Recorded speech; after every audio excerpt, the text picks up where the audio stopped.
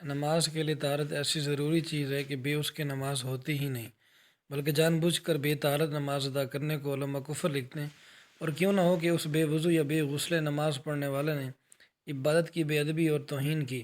نبی پاک فرماتے ہیں کہ جنت کی کنجی نماز ہے، اور نماز کی کنجی طہارت۔ اس حدیث کو امام احمد نے جابر رضی اللہ تعالیٰ عنہ سے روایت کیا کہ ایک روز نبی پاک صلی اللہ علیہ وسلم صبح کی نماز میں سورہ روم پڑھتے تھے اور متشابہ لگا۔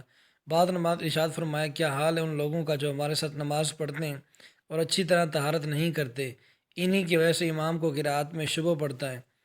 اس حدیث کو نسائی نے شبیب بن ابی روح سے، انہوں نے ایک صحابی سے روایت کیا، جب بغیر کامل طہارت نماز پڑھنے کا یہ وبال ہے تو بے طہارت نماز پڑھنے والوں کی نحوست کا کیا پوچھنا۔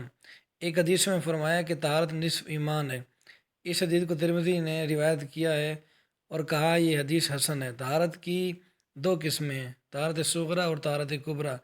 طہارت صغریٰ وضو ہے اور کبریٰ غسل۔ جن چیزوں سے صرف وضو لازم ہوتا ہے ان کو حد سے اصغر کہتے ہیں، اور جن سے غسل فرض ہو ان کو حد سے اکبر کہتے ہیں۔